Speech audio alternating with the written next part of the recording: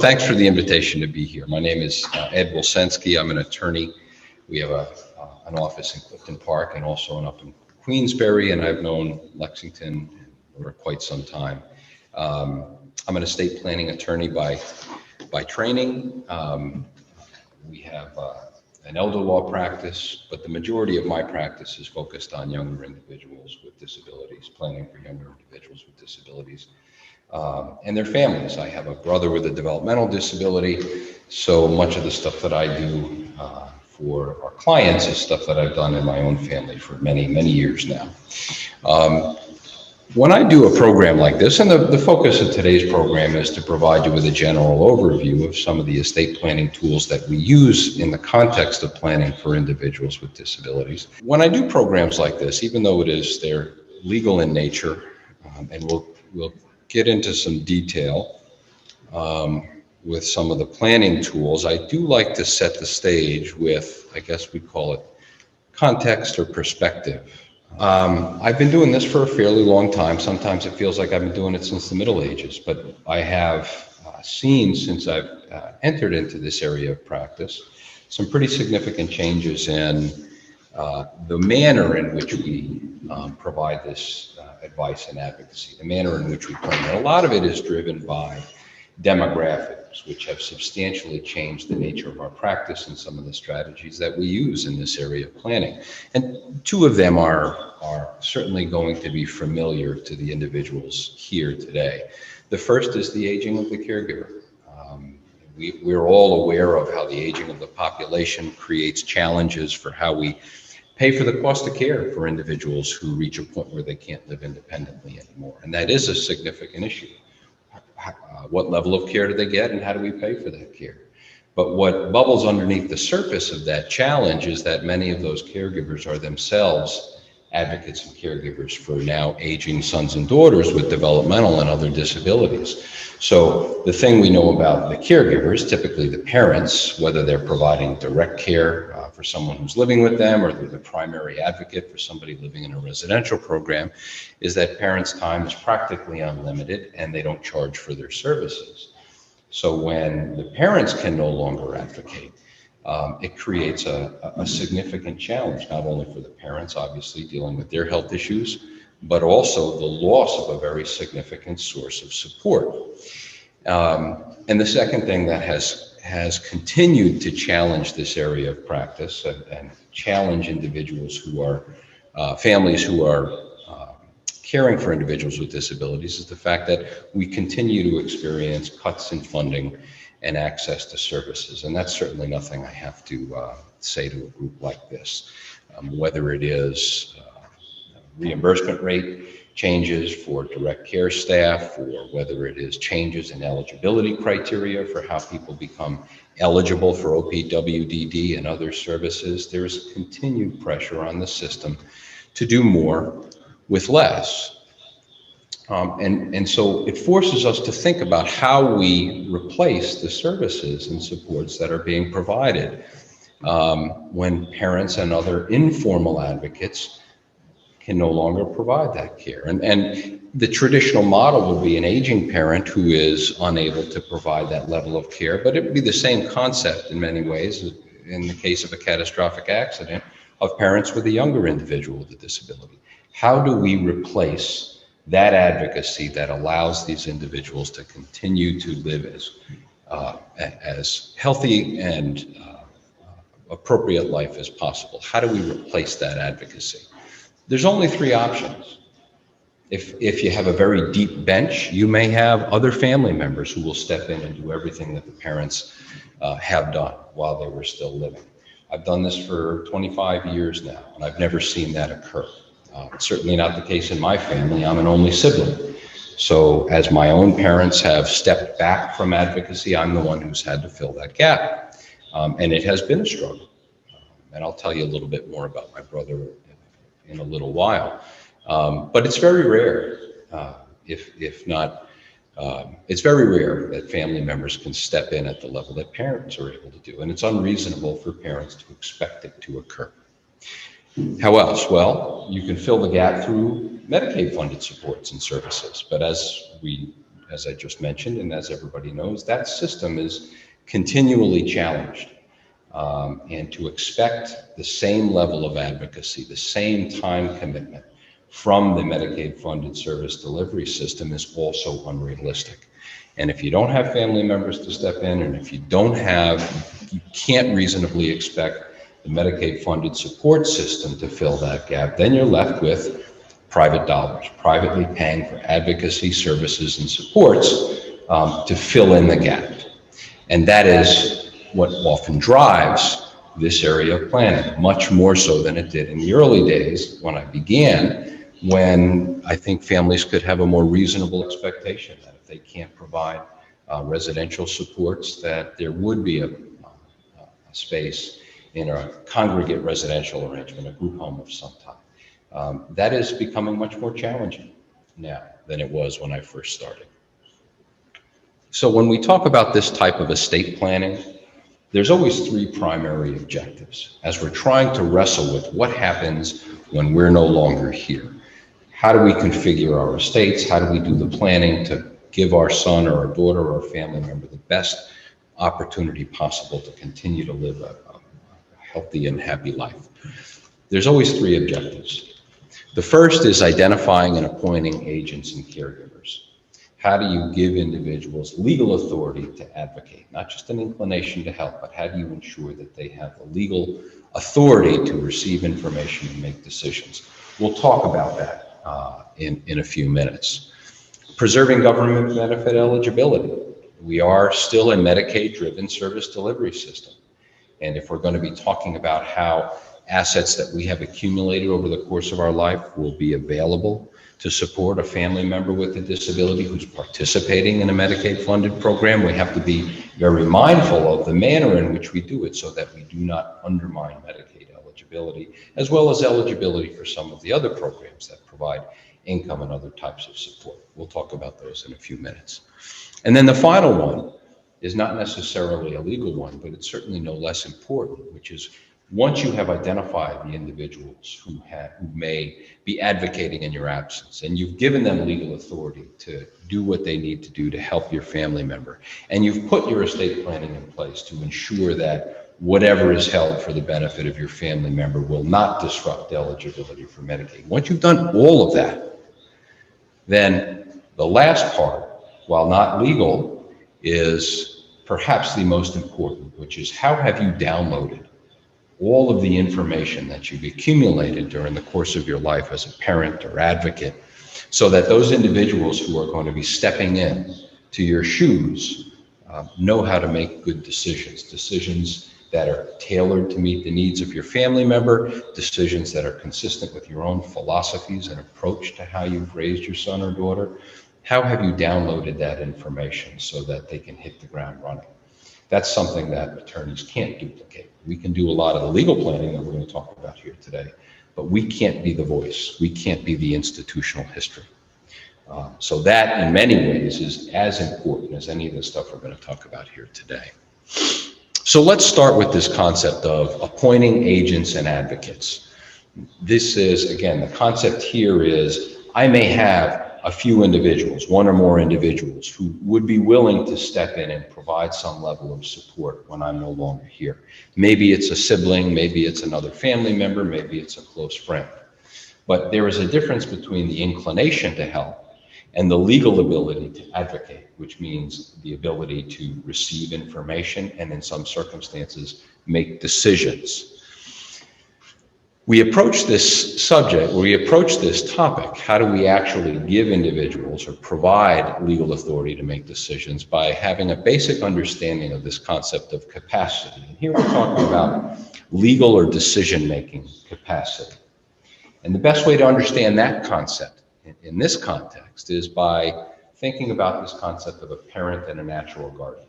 So we know if we have children, and we have a child who's under the age of 18, a 6-year-old typical child, it doesn't matter how precocious that child is, we know that the child can't make major life decisions on her own behalf. She can't decide where she lives, she can't decide who her doctor is. We know instinctively and intuitively that it's the parents, the mother and the father, who have the automatic right to make those significant life decisions. So if you've ever heard the term parent and natural guardian, that's what it means. I call it your mom and dad rights. You don't have to do anything to get your mom and dad rights. You have a kid, you got your mom and dad rights. And your mom and dad rights allow you to make all significant decisions with a few exceptions. So you can decide where your child goes to school and who their doctor is, and you can talk to their educators. You can make all of those significant decisions. Your mom and dad rights do not extend to any significant amount of property. So if your 6-year-old precocious child inherits $100,000 from long lost Uncle Joe, your mom and dad rights do not give you the legal authority to take possession of that money. You would need a court order to do that. But most young kids don't have 2 nickels to scratch together, so your mom and dad rights are typically adequate for your needs. And those mom and dad rights continue until the individual reaches the age of majority. So the concept here is that anyone who's under the age of 18 is what we would say is incompetent as a matter of law by reason of age to make significant life decisions. So it doesn't matter if this 6-year-old has now become a 17-year-old and is a little mini Einstein, right? It doesn't matter. This arbitrary age 18 is the cutoff. If you're prior to age 18, you do not have the right to sign a binding contract as a matter of law, and your parents continue to talk to you, have access to your medical information and the ability to talk to your doctors whether you like it or not. So up to the age of 18, the presumption is that no one is competent to make their own significant life decisions. Once you reach the age of 18, now this presumption flips on its head. Now it doesn't matter how profoundly developmentally disabled an individual might be. The law presumes that everyone who has reached 18 years of age is fully capable and competent to make all significant life decisions, property decisions, medical decisions, and otherwise. So the presumption now is once you've reached the age of 18, you're fully competent and capable. When we talk about how we delegate authority, then we have to look at this question of capacity, and that brings us to the concepts of guardianship and what we call here advanced directives, or the alternatives to guardianship. So for those of us who have reached the age of 18 and are clearly capable of making our own life decisions, so there's no question of capacity or competency, we choose who it is that we want to advocate for us, to make decisions for us if we reach a point where we can't make those decisions on our own. And the documents that we sign in order to make this happen would be a power of attorney, which gives somebody legal authority to make financial decisions for us, a healthcare proxy, which is giving someone authority to make medical decisions for us if we reach a point where we can't talk to our doctor on our own. A living will is a statement of our end-of-life intentions. What happens if we reach a point where there's no reasonable medical likelihood that we'll ever regain consciousness again? And a living will is a statement of what we would like to have happen in those circumstances. So together we call these documents advanced directives. They represent our decision as to who we want to advocate for us. And in order for these documents to be valid, we have to understand the nature of the appointment, what we're doing, who we're appointing, and the risk that's associated if they don't make the decisions in our best interest. So these documents are what you do when you've reached the age of 18 and you're capable of making this delegation of authority. You're competent to do so. What if you've reached the age of 18 and you're profoundly developmentally disabled? You can't recognize a letter of the alphabet, you can't count to 3. There's no question of capacity. So someone with a profound developmental disability, they're never going to have the authority to read it and sign a power of attorney or a healthcare proxy or a living will. So in those instances, if there are family members, parents who want to continue to make decisions for the benefit of that person, then they'll have to go to court in order to get that permission. Because remember, once the individual reaches the age of 18, your mom and dad rights, they disappear.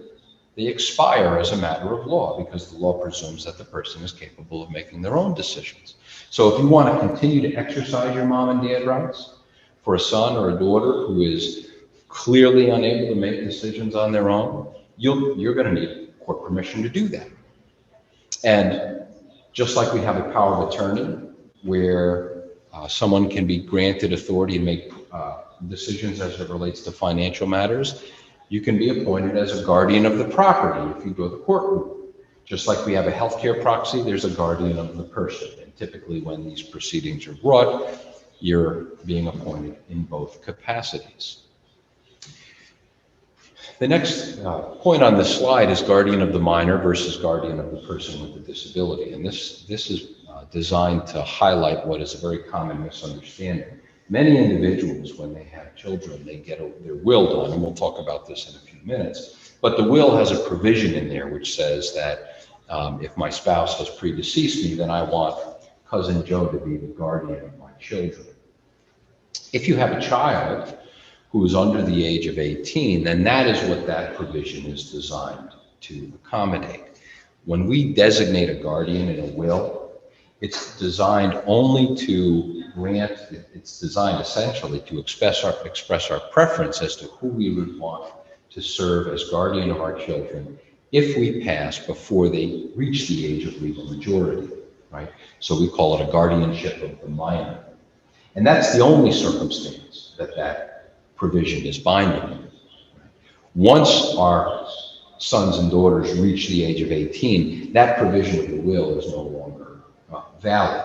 So if you have a son, if you have done, you did a will when your children were young, you delegated or you designated a guardian of your children in that document, and now your child is developmentally disabled over the age of 18, that provision no longer has any legal effect.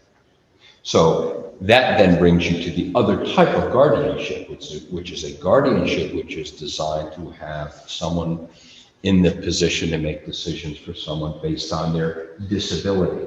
That's a different type of guardianship. So again, the provision in the will designating somebody as a guardian only applies if parents die when the children are under the age of 18. If you have an adult with a developmental or other disability, you'd have to use one of these proceedings that I'm going to talk about here in a moment. So guardianship of a person with a disability is different.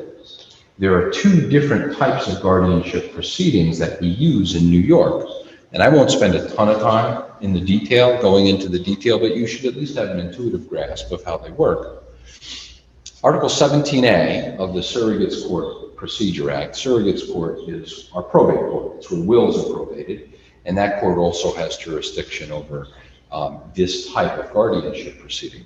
And in the context of what I just explained with the guardianship of the minor, you can envision a situation where parents die unexpectedly, leaving minor children. The probate court is going to handle the disposition of the assets, and in the context of that probate proceeding, they will also appoint the guardian for the minor children, which is why guardianship of the minor is housed in that court typically. So that court also has jurisdiction over the proceedings for individuals with developmental disabilities where we are seeking to be appointed as guardian of the person or guardian of the property. So Article 17A proceedings, which is what we call them, this is an old statute. This proceeding has been around since Richard Nixon was president. It really was designed to be a fairly straightforward and simple means of moms and dads extending their mom and dad rights beyond the individual reaching the age of 18. With an Article 17A guardianship, you can petition to become guardian of the person or guardian of the property, so you have the ability to be appointed in both capacities. And the surrogates court is going to require proof of disability in order to make the appointment. And the proof is fairly straightforward. A couple of doctor's affirmations or an affidavit of a psychologist and an affirmation of a doctor confirming that the disability is lifelong, had an onset prior to the age of 22, and significantly compromises the individual's ability to live independently. And if the doctor's affirmations confirm that, and if the court, through a very modest review, agrees that you're the right person for the job, you're going to make this petition to the court, and they agree that you're the right person for the job, the court will make the appointment. And you can be appointed as guardian of the person and guardian of the property. It's a very straightforward proceeding, and you don't need a lawyer to bring it in most instances. If the individual with the disability happens to own property that you need court permission to shift around, put in trust, or manage some other capacity, then in those cases you would have an attorney represent you, because the attorney is going to ask the court to approve certain financial transactions. But in the common scenario of parents who have a son or a daughter who is approaching or has reached the age of 18 and they want to continue to make decisions, those parents can file petitions on their own. And the courts are very helpful in that capacity. 17A, as I say, is an older statute, and the reason the age is important is because it's built on a concept which has sort of fallen out of favor in recent years, which is that if you are disabled or you have a disability, you are thus fully incompetent. Disability equals incompetence. Back in the day, there was not as significant of an appreciation of individuals' capacities and limitations. You can have a diagnosis, you can have challenges in certain areas, but you can also have strengths in certain areas as well. And so as a result of that, 17A, this statute has come under pretty significant criticism in recent years. It is still viable, and courts will still grant it. But as we'll see in a few moments, as an individual's capacity increases, as they move up the scale of capacity, courts are more reluctant to grant guardianship under Article 17A, because 17A is what we call a plenary guardianship. If you are appointed as a guardian of the person in property, you step into that individual's shoes and you have legal authority over their entire lives. So it's an all or none proposition. And all you need is a couple of doctors' affidavits in order to obtain this very significant legal authority. So as I say, it's come under some criticism in recent years. Article 81 is the newer statute. Article 81 came about in the mid-1990s, and it was designed in some ways as a response to some of the criticisms of Article 17A. And with Article 81, it's done in our Supreme Court, which is our trial level court. With Article 81, there is a full-blown hearing. There is an evaluator that's appointed who is going to do an analysis for the court. Sometimes the judge will appoint an attorney to represent the person with the disability. There must be a hearing. There must be significant findings. Under Article 81, the court's responsibility is to tailor the guardianship to meet the needs of the person with the disability, and only grant authority in those areas where limitations exist, and preserve independence in areas where the individual is still capable. So it has to be a tailored guardianship. And most of us hearing that explanation say, well, that's fantastic. That's how it should be. And certainly if somebody was petitioning to be my guardian, I would want that to be the standard. The issue is much more a practical one, which is because it requires such extensive fact-finding, because it requires legal representation, and because on an annual basis you have to prepare a comprehensive report to confirm to the court that the individual's needs continue to be met and their needs have not increased or decreased such that the powers should be modified. It's a very time-intensive, and as a result, it can be an expensive proceeding to grant. So, from an advocate standpoint, many families are resistant to Article 81. 81 is used most typically with elderly individuals who have never had a power of attorney drawn and never designated somebody to make decisions for them, and they were competent their entire lives. Now they've declined to the point where they can't make their own decisions. They do not have the ability to use the Article 17A simple statute. For that, that is really tailored to individuals with developmental disabilities. So if you have an elderly, a 95-year-old who never did a power of attorney, never signed a healthcare proxy, is now at advanced stages of dementia, can't make any decisions, if their family member, if her family member wants to be appointed to make decisions for her, the only avenue is going to be Article 81 of the mental hygiene law in a Supreme Court proceeding.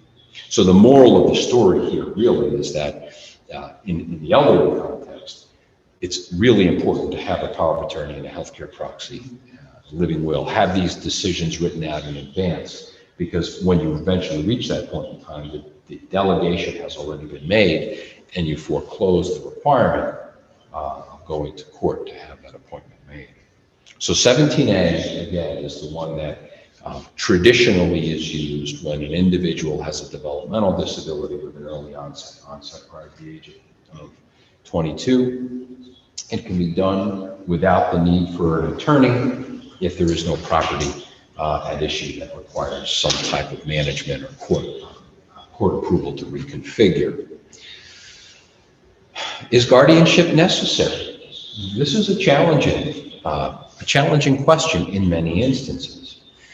We know that if we have an 18-year-old who is a little Einstein, well, they're going to be competent and capable to make decisions on their own. And so they'll sign a healthcare proxy and a power of attorney and a living will. That's the avenue that is used in order to ensure that somebody has legal authority to make decisions if they reach a point where they need that help.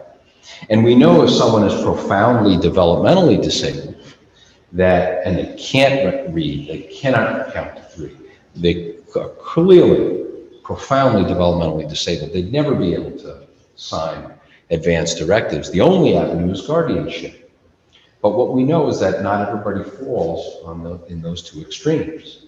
Many individuals need help in certain areas, significant amount of help in certain areas, but also are independent as well. So in my brother's case, he's a high-functioning developmentally disabled man. He works full-time, he's married, she also has a developmental disability, he drives, he's a volunteer fireman, he can go out shopping on his own, he knows how to pull out his debit card, he can tell whether he has enough money in his account generally to go shopping. There's a lot of things from a distance where he's able to live independently.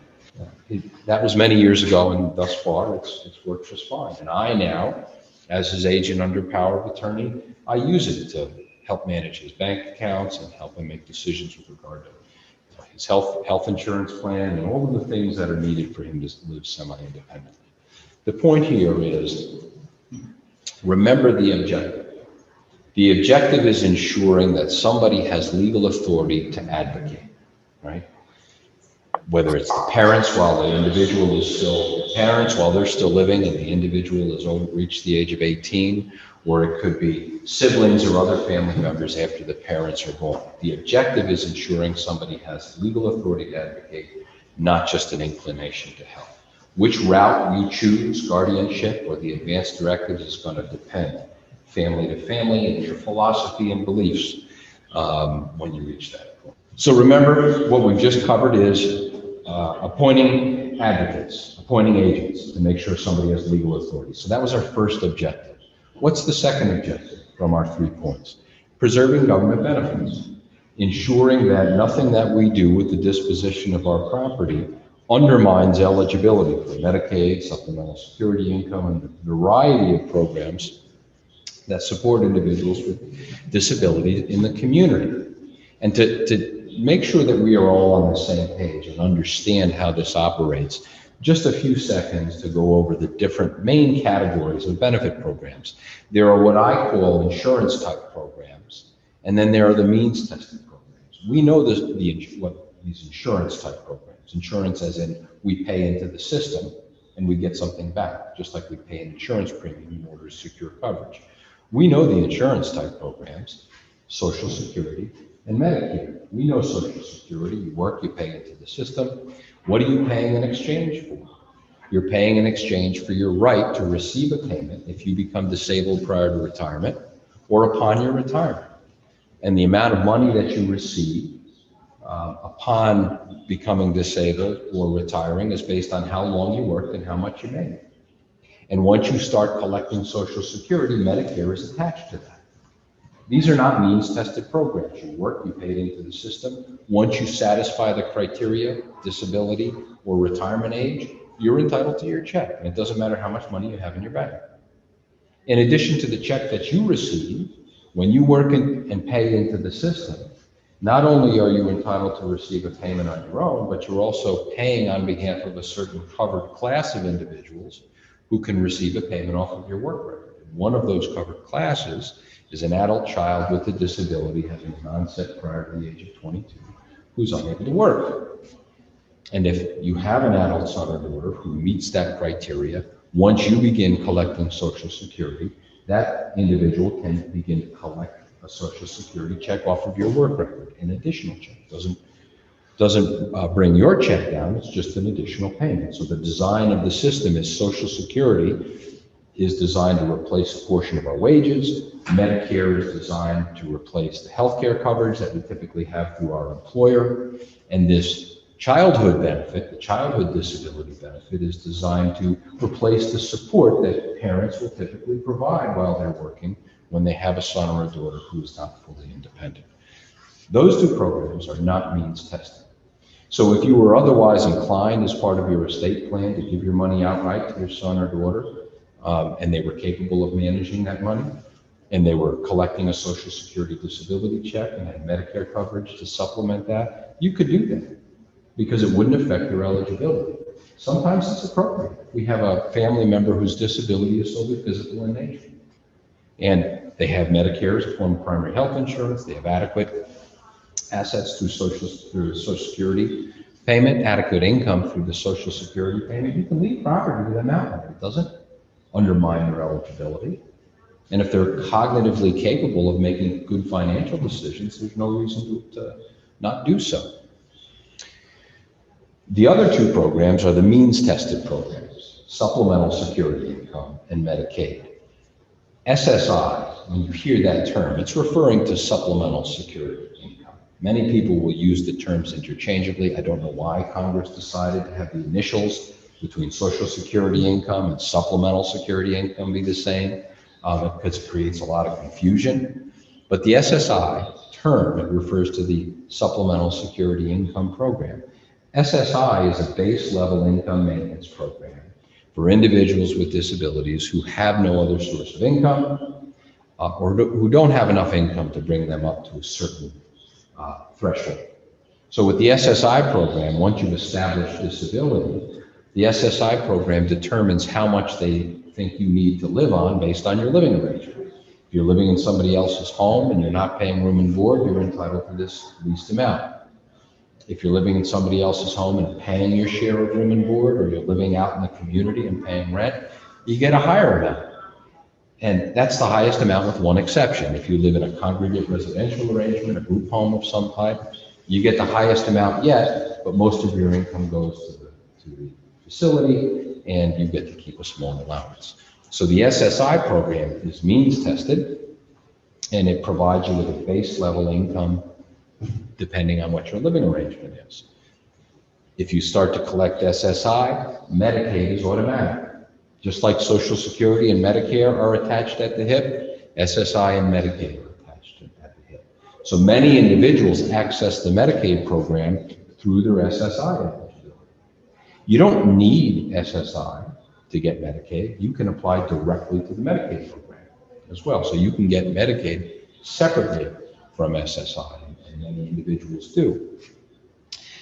SSI and Medicaid are means-tested programs. And what that means is in order to be eligible, not only must you have a disability in this context, but you can't have more resources and income available to you than the program allows.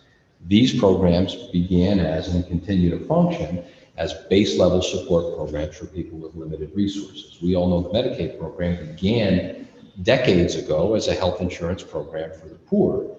And while over the years it has expanded to provide supports and services across many different categories, it still retains the vestiges of how it began, meaning it limits the amount of income and resources that a participant would have available to them in order for the Medicaid program to pay its bills, or for the SSI program to provide them with income.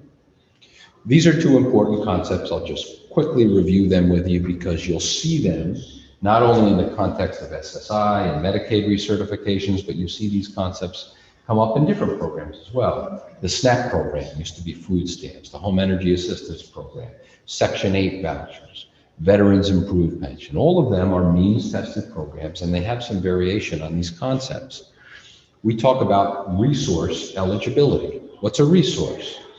These programs limit the amount of resources that the individual can have direct access to. A resource is what you have in the form of cash or something that you can reduce to cash to pay your bills. So anything of value is a resource. Clothes on your back, the furniture in your house, the computer in your bedroom, the car that you drive, the home that you own, money in a bank account, cash value of life insurance. They all fall under the general category of being a resource. Some resources are exempt. They have value, but they don't affect your eligibility. Your clothing, we could sell it at a garage sale and make a few bucks, but the Medicaid and SSI program does not require us to do so. We say that they exempt our clothing. They exempt the value of a car that we own and drive. They exempt the value of a home where we live. And then they will exempt other assets, cash and other assets that you have up to a certain amount. So we say that these programs have a resource limit. So if you are participating in the SSI program, after I've taken out your exemptions, clothing, car, tangible personal property like furniture in your house, after I back them out of the calculation, I look at what's left. And if you have more than $2,000 in the bank, that's the resource limit for SSI, you don't get SSI in that month. And they make this resource determination on the first day of every month. So you have to meet the resource test in order to receive these benefits. Once you pass the resource test, you also have to pass the income test. And different programs have different income levels, meaning if you have more than a certain amount that you get each month from any variety of sources, you will or you may or may not be eligible for one of these programs. So income is what you get during the course of the month. Social Security, pension, disability payments, wages, interest and dividends, all fall into this category of income. Whatever income you get in a given month that you don't spend becomes a resource in the following month. That makes sense, right? So I get paid $1,000 this month in Social Security. I spend $500 on my bills. As the first of the following month, I've got $500 left over. So whatever is not spent as income in the month of receipt becomes a resource in the next month. The SSI program, as I said to you, will pay you an amount of income based on where you live. But it's a payer of last resort. So if I have income from another source, if I have income, say, from a Social Security payment that I'm getting, it's a separate program. Depending on the Social Security amount, it may or may not undermine my eligibility for SSI. So if, for example, the SSI program says I am entitled to $870 a month based on where I live, and I'm getting $500 a month from a parent's Social Security record, the SSI program will pay me the difference, $370, to get me up to that amount that they say I need to live on. If the SSI program says I'm entitled to $870 a month, but I'm receiving $1,000 a month from Social Security, I won't get an SSI check because I've already got the income from another source. So this income and resource test will vary from program to program. The Medicaid program has a different resource limit than the SSI program. The Medicaid program treats income a little bit differently than the SSI program does. Section 8 has its own rules. SNAP has its own rules. For today's program, it's not to get you buried in the weeds of how the rules operate. It's to understand that certain critically important benefit programs, in order to maintain eligibility, the individual who's applying for the program can't have more than a certain amount of resources available to them and a certain amount of income available to them in order to maintain coverage. So if we understand one of the objectives being preserving, especially Medicaid eligibility, to pay for supports and services, we have to be mindful of these financial rules. And that is what gets us to the discussion of the trust arrangements that I'll talk about in a moment. And it's why it's so important when we think about estate planning as parents. If I want to leave a portion of the assets that I've accumulated over the course of my life for the benefit of my son and daughter, I got to be really careful about how I do it. Because if I don't do it correctly, then these programs, which count resources, count income, the steps that I take, if I don't do it correctly, could undermine their eligibility for these programs. So that's what connects this type of planning to maintaining services. It's the income and resource limitations of some of these super important programs. And so this brings us to this general discussion of estate planning. I have a son or a daughter with a disability. I want to have my funds available to them without undermining their eligibility for Medicaid, SSI, and other needs-tested programs. How do I do it? Well, when we talk about estate planning, it's a very broad topic, obviously, but in essence, estate planning is all about answering these key questions. Who gets my stuff? When do they get my stuff? How do they get my stuff? Who takes care of my minor children, as I talked about earlier, and who makes sure all of my plans are carried out at the end of my life? These are the basic and fundamental questions, and most of us understand this intuitively, that this is a part of estate planning. These questions are answered in a well-drafted will, right? So a will will determine, it's a statement of intentions. How do I want my estate divided among the people who survive me? If I have a son or a daughter who's under the age of 18, when do I want them to receive their share? As we'll see in a moment, we have trust arrangements for that purpose. We would appoint an executor of a will who would be the quarterback to make sure our intentions are carried out. And we can designate a guardian of our minor children if we have them. All of that is done in a will. Wills are, as I say, are a statement of intentions. And wills only control what we call probate property. So the point here is that property passes at the end of our lives in a number of different fashions, and it's important to understand this. So if, for example, just by way of example, if any of you own a joint bank account, husband and wife, so you have assets that are titled jointly, or maybe you own a home that's jointly titled with a spouse. Maybe you have an insurance policy that names someone as a beneficiary. Maybe you have a retirement account that names someone as a beneficiary. Maybe you bought some bonds that say payable on death to somebody. None of those assets are controlled by your will. What do I mean by that?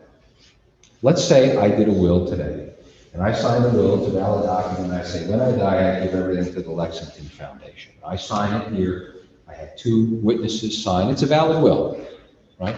And then I get into an accident on the way home today, going back to Clifton Park.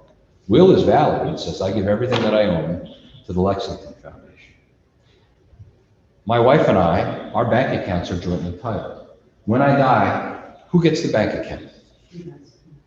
She does, right? Because she's a joint owner, right? That's what the nature of joint ownership.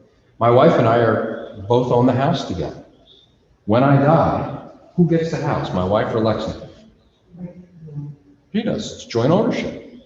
My wife is named as primary beneficiary on my life insurance and my retirement accounts. When I die, who gets those? She does. Doesn't matter what my will says. In most situations, when we do estate planning for spouses, when the first spouse passes, in most situations, we never have to probate the will, because most couples will have the majority of their assets either jointly titled or beneficiary listed. Right? It's when the second spouse dies, if my wife and I are driving together in this car and we get into a car accident together, when the second of the 2 of us dies, now the world needs to know what we want to have happen to our stuff. Who gets our stuff? When do they get the stuff? How do they get the stuff? Who's in control of making sure it happens? It's that situation where we don't have a joint owner name, we don't have a beneficiary name, where the will becomes critically important. For our purposes, one of the big mistakes that it's an omission, I would say, is it's not uncommon that we see families who will do a will, the clients will have a will drawn, and the will will accurately state what they want to have happen, and especially in this type of planning where they want to have funds held in trust for a son or a daughter with a disability. We'll talk about what that means in a second. But the will only controls probate property. So you can have a beautifully drafted will, but if you have a son or a daughter with a developmental disability and they're named as a beneficiary on your life insurance, sometimes you have a spouse named as primary and you have your 2 kids named in there as secondary beneficiaries, that life insurance bypasses your will when you die. Same thing with retirement assets. Same thing with grandparents are buying bonds for a grandchild with a disability. They have it payable on death to the child with a disability. All of those things bypass the probate process. So good estate planning means not only drafting a will that accurately reflects your intentions, but it also means looking at how you own your property and how your beneficiaries are structured. Beneficiary designations are structured. Estate planning is not just drafting a will. It's looking at the totality of your financial circumstances and making sure that when the ink is dried on your documents, every single asset will know where it's going to go. Trusts are different than wills. A will is a statement of intentions. A trust is a management arrangement. Trusts have been around for hundreds of years in our system of law, and really all they are is somebody holding money for somebody else. That's all it is, or holding assets or property for somebody else. Every trust has a couple of key components to it. You got the creator of the trust, and depending on the circumstance, you might hear them referred to as a settlor, as a grantor. If the trust is created as an article of your will, they would be referred to as a testator, but in essence, it's the person who initiates or creates the trust arrangement. The trustee is the money manager, and the beneficiary is the person for whose benefit the trust is being created. In an estate planning practice like ours, we create trusts for many different reasons. We'll create them for creditor protection purposes, we'll create them for basic management purposes, we'll create them for tax minimization purposes. They come in all different shapes and sizes. If we have a minor child or a family member with a disability, an estate plan will typically include a trust of some type, right? Because these are not individuals that we would want to give money to outright. Trust can be created during life. You ever hear the term a living trust? Often you hear a revocable living trust. That's all it means. It means that there's a document that is signed now. Creator signs the document, a trustee signs the document, and as soon as I have both signatures, I have a trust arrangement in place. The trust is active, subject to being funded, me actually turning property over to the trustee.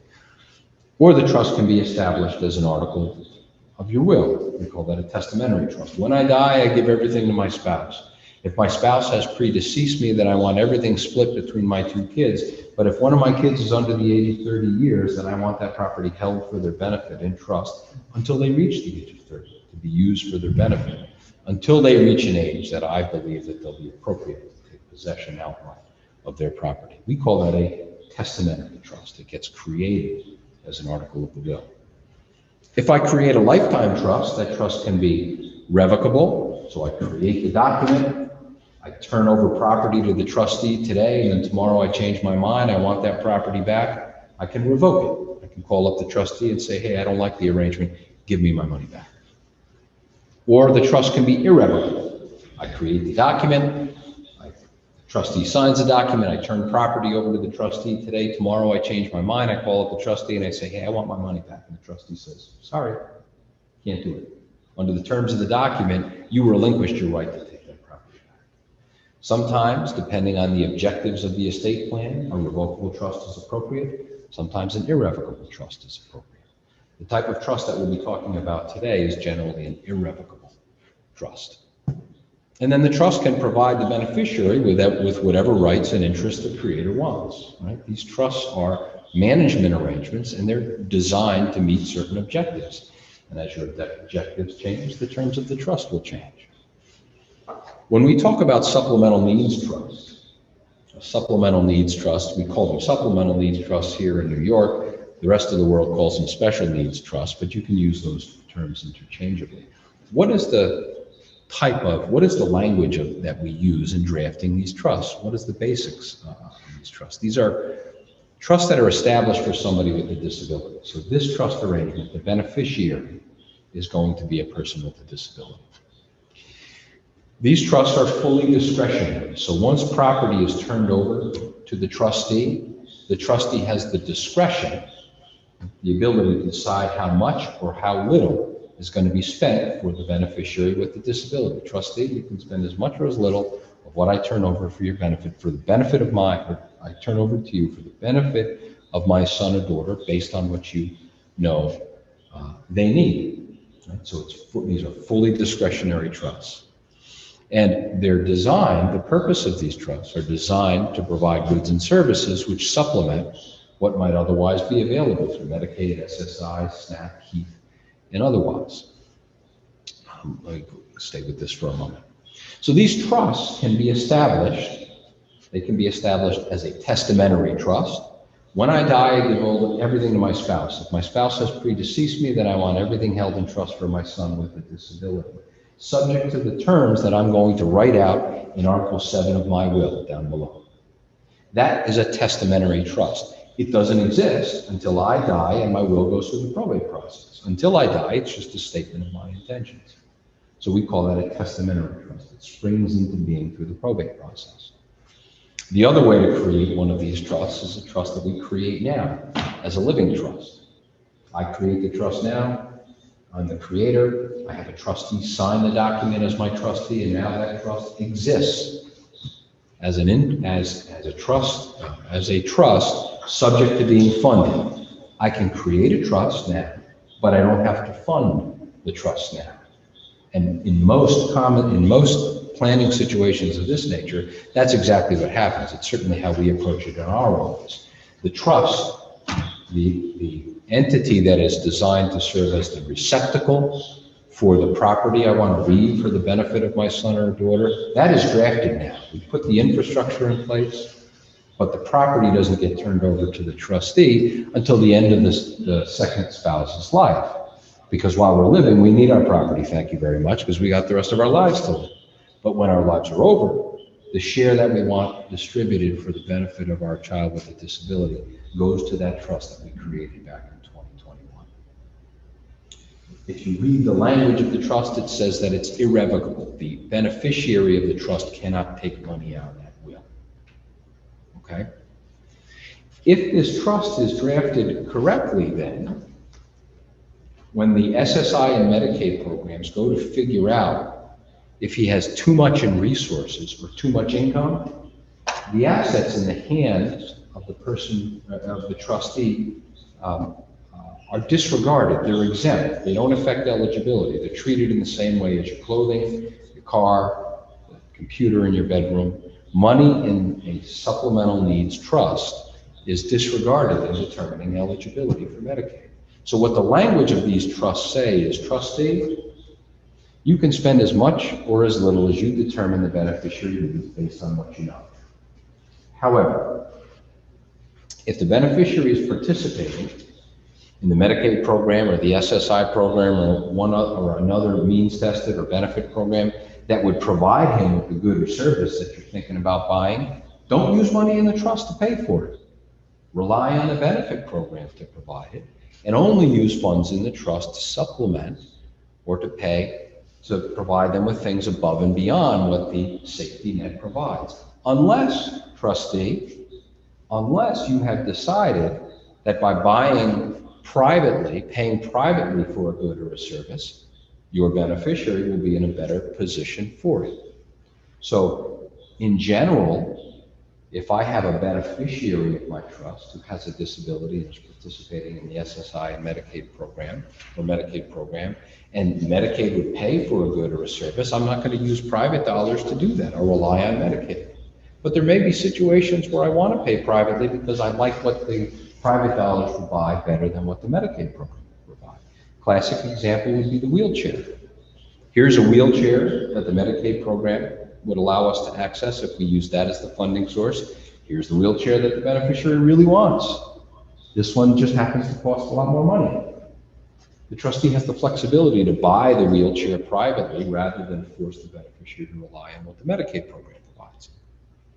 The trustee has that discretion.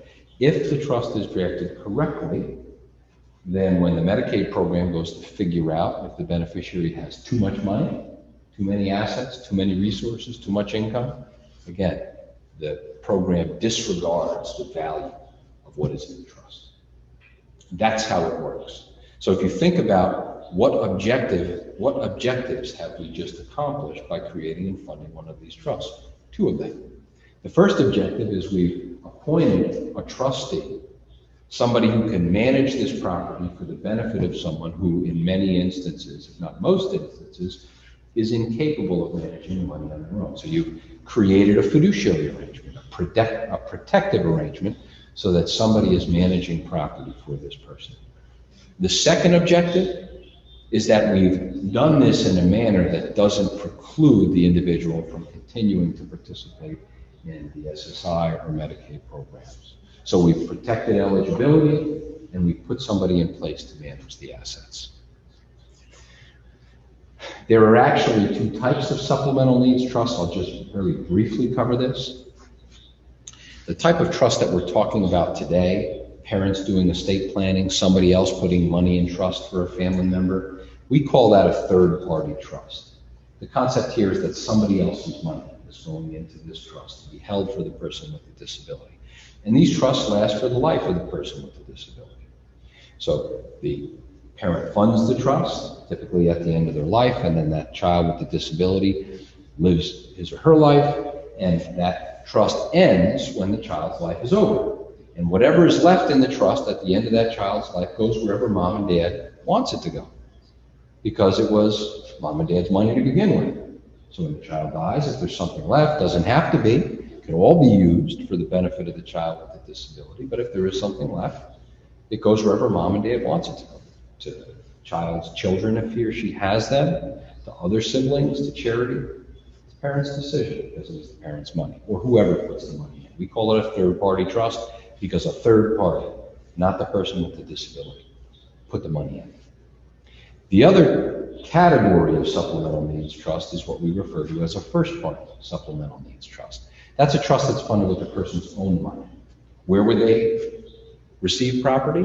Well, it could be a lawsuit after an accident. In many instances, these trusts are established after there's some type of a catastrophic injury, which leaves an individual disabled with a child with birth injury, and there's a lawsuit against the hospital.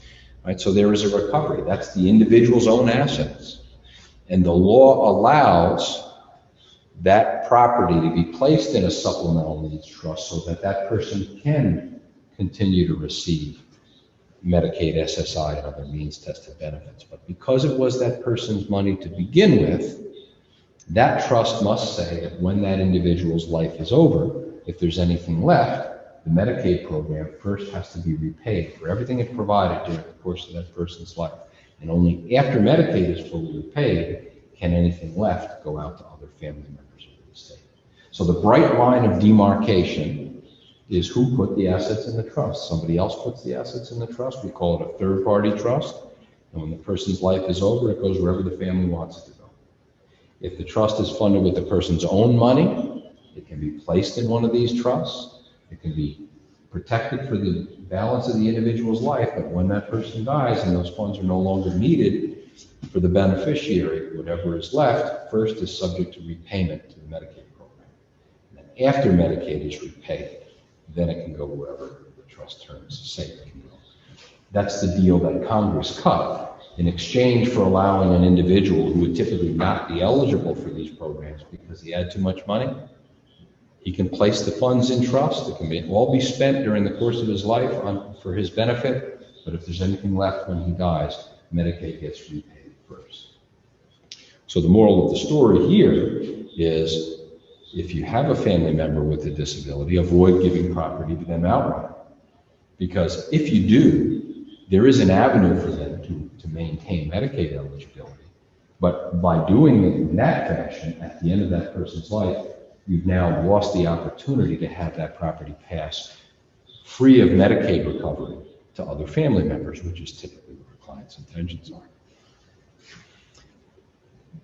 Who serves as a trustee of these trusts? It's a great question, and it will vary. You can name an individual, a capable or a reliable family member. I would say that in the early days of my legal practice, this was always my first choice. And most people, when they come into our office, if they don't work in this area, that's their first inclination. I'm going to name a sibling, I'm going to name Uncle Joe, I'm going to name somebody who I trust, who I love, and who I know loves my son or daughter. That's our typical instinct to do that. And sometimes that's an appropriate appointment.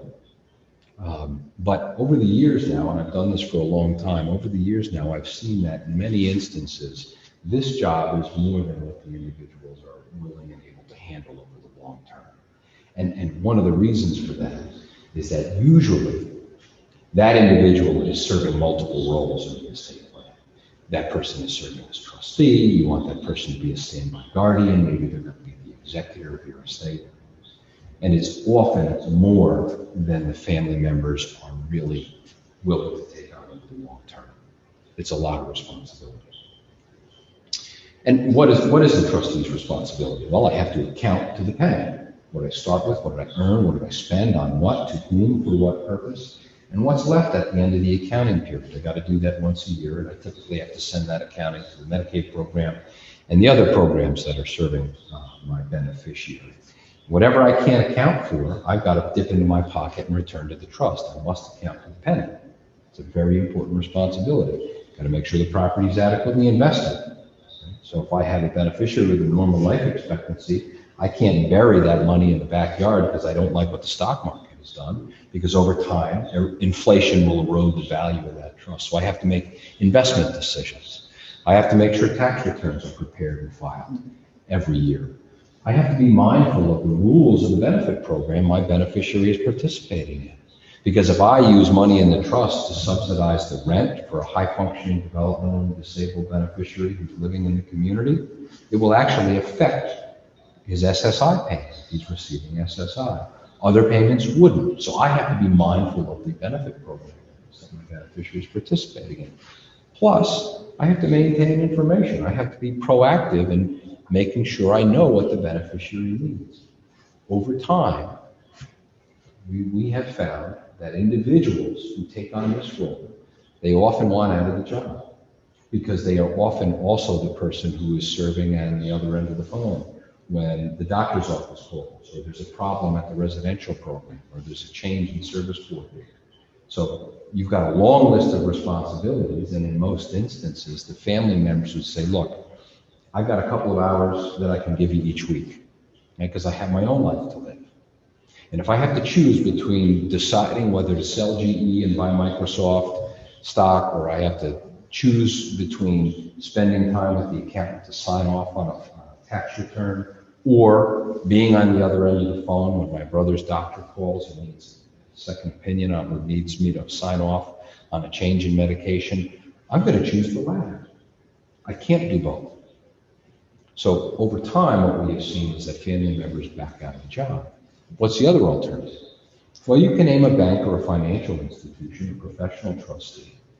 They're very comfortable with keeping accounts and tax return preparation and investments. They do this stuff very well. They're fully insured.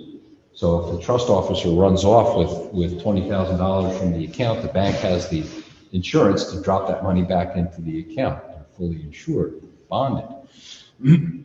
What's the downside? Well, it's what all of us would be thinking if we named an institution, which is, it's great that they can do the accounting and make sure the tax returns are filed, but they don't know my family member. I don't feel comfortable just having an institution. I mean, that's a legitimate concern. Can I name a family member and an institution as co-trustees? I could. And that does alleviate some of my concern. The problem with that arrangement is that the family member is not relieved of the responsibilities of trusteeship.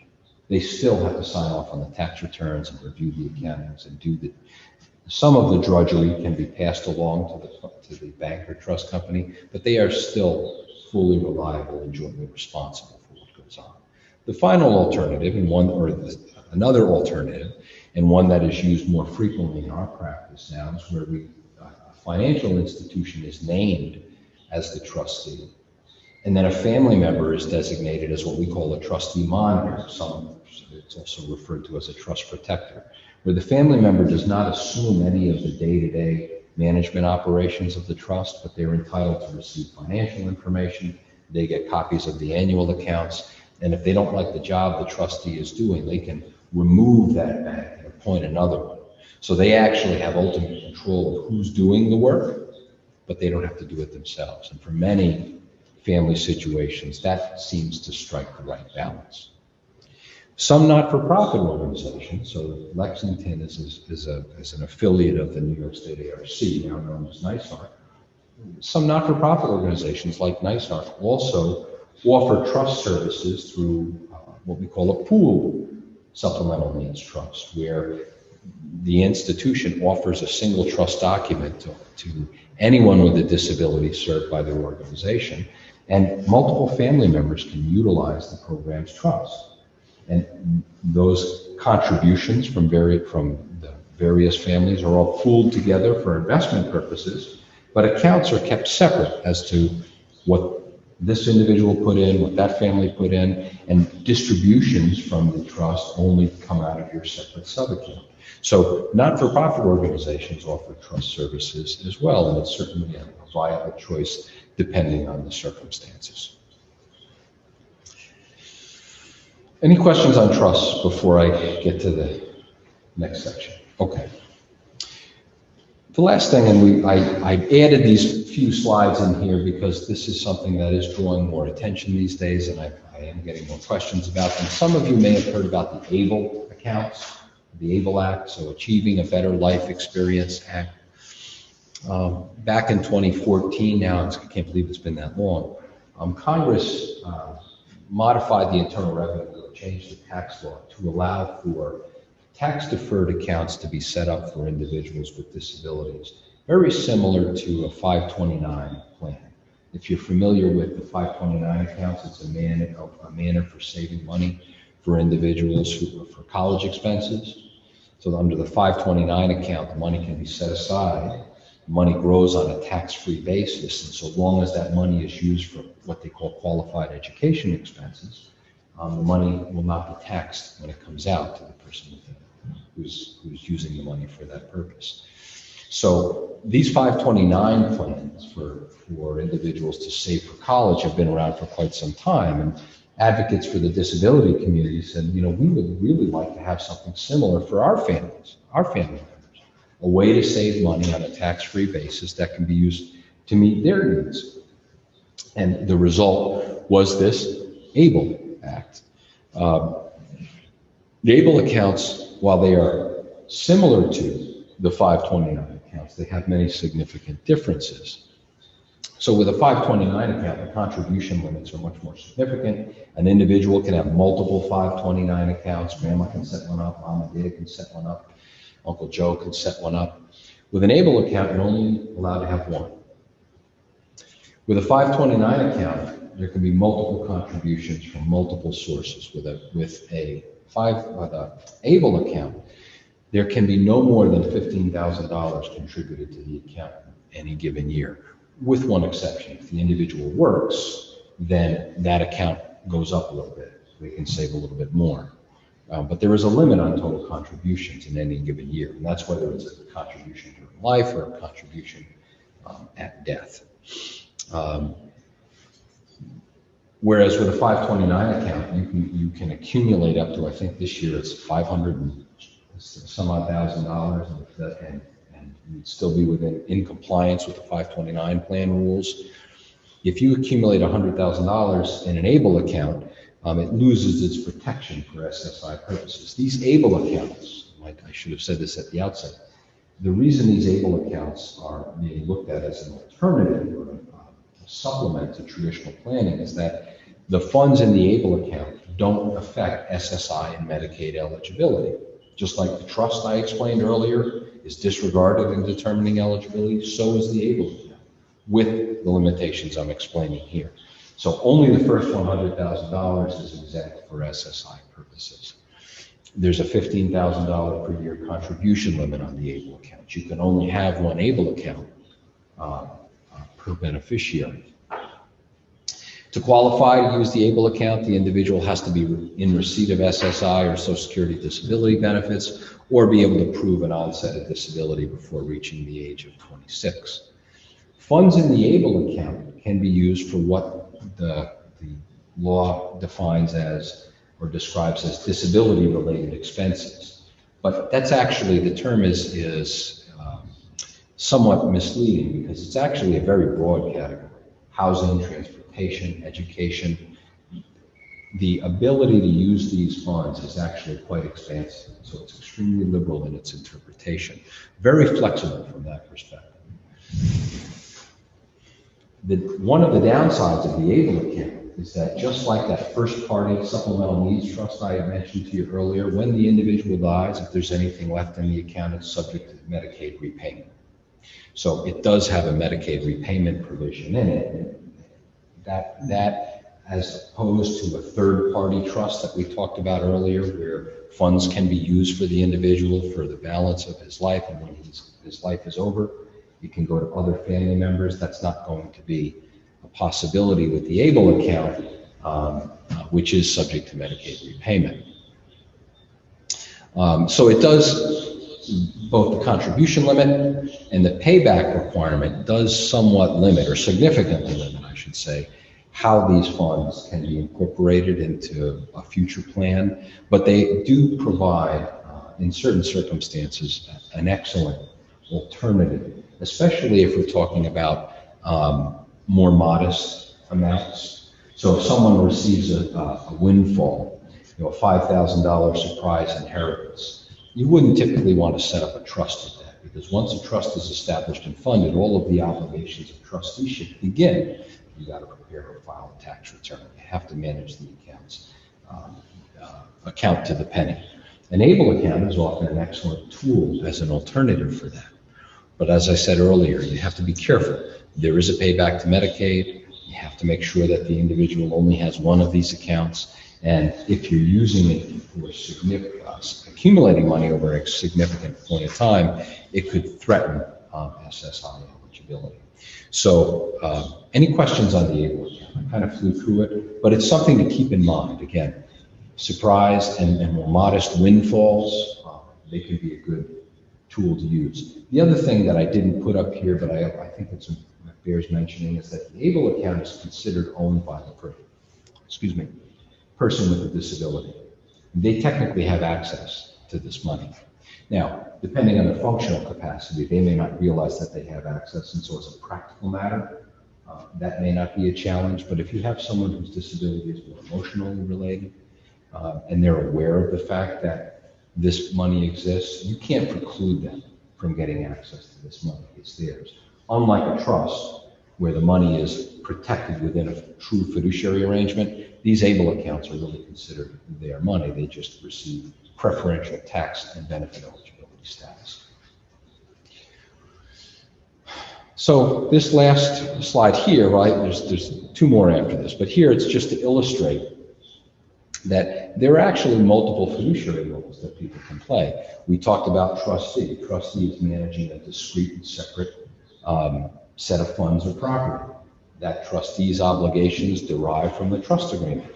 There's the guardian, if you have a guardian appointed. The guardian's responsibility derives from the guardianship law and the court order. Many of you may be serving as or are familiar with the concept of a representative payee, somebody who receives and manages Social Security and SSI money on behalf of somebody with a disability.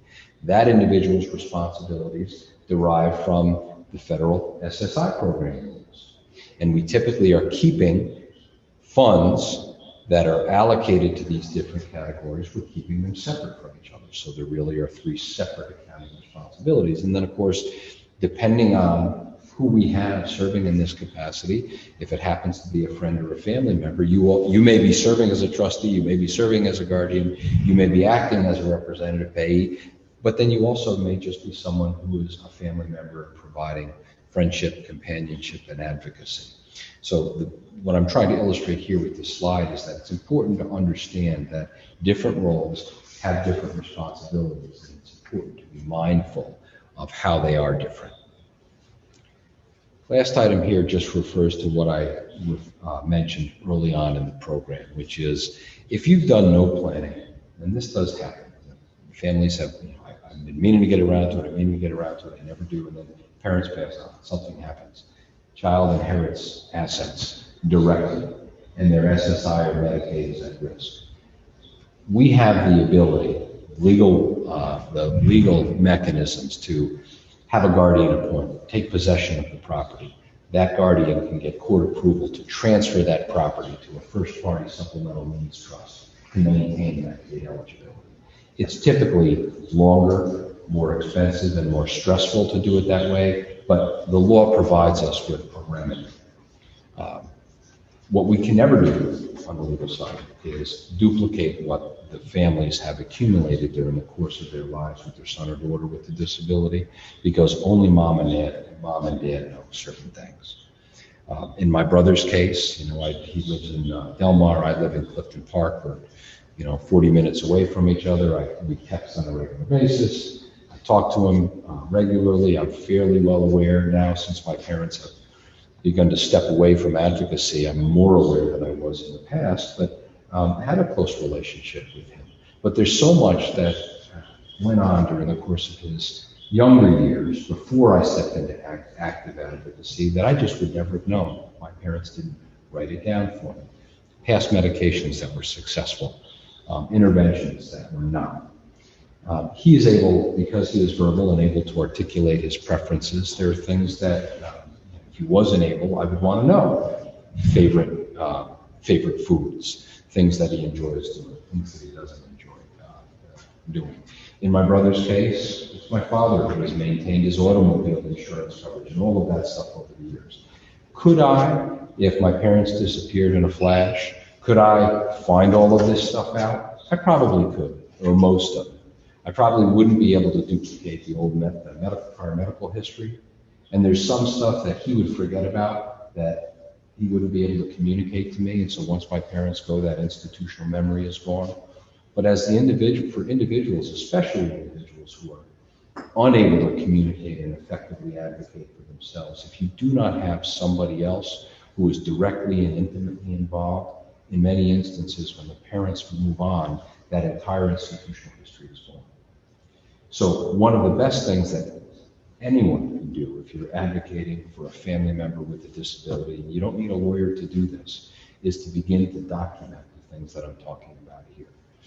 If you were to do a Google search and type in disability and letter of intent, many of you may have heard that term before, you'll come up with 1,000 different templates for documenting this stuff, just guidelines. Personal information, companionship information, prior medical providers, prior social services providers, religious preferences, all of these things that if you were to really begin thinking about it, if I was to say to you, okay, today when you go home, let's say you come out here to North Perry Street, normally to go home you take a left, but today you're going to take a right, and you're never going to come back, right? It's what, 4:25 now, so you're going to leave at 4:25 and you'll never come back. Are you ready? If you have caring for a family member with a disability, are you completely confident that whoever it is that's going to step up knows what they need to know? Have you downloaded the information that you would like to share with them if you were driving and you could fax them a list? Chances are the answer is no. Some of the stuff, as I said, we can duplicate. There might be information in the life plan about current social services providers, and there's going to be information about current preferences. But all of us, we have family members with life plans, and we know that when we read those documents, they are not a full and complete picture of our family member with a disability. What I'm talking about here is the information that you can turn over to the guardians and the trustees. I assure you that it's going to be like gold for them. And for many families that we work with, this process, more than anything else, signing the wills, finishing the guardianship, this is the most cathartic because it really is their voice. And they know that somebody is going to use this information and make good decisions for the benefit of their family member when they're gone. As I said, this is not formal legal stuff in our practice. If a family member completes a letter of intent or a life care plan, and they send it to our office, we have a life planning workbook, they send it to our office, we just note the file, we keep a copy in the file. If the family moves to another, moves out of state or changes attorneys, we send that together with the original documents so that when the time comes, when an executor is appointed or a trustee is appointed or a guardian is appointed, we can turn over the most recent letter of intent to that person and they'll at least hit the ground running. We have some clients who every year when they do their taxes, they update their letter of intent and they send us a copy. And we just note the file and we keep it in the file. The exercise is what is important here. It's the act of, on a regular basis, documenting these things. Again, you don't need a lawyer to do it, but it's some of the most valuable advocacy that you can conduct. Any questions? You did a great job explaining this. Thank you. Very sensitive presentation. Thank you.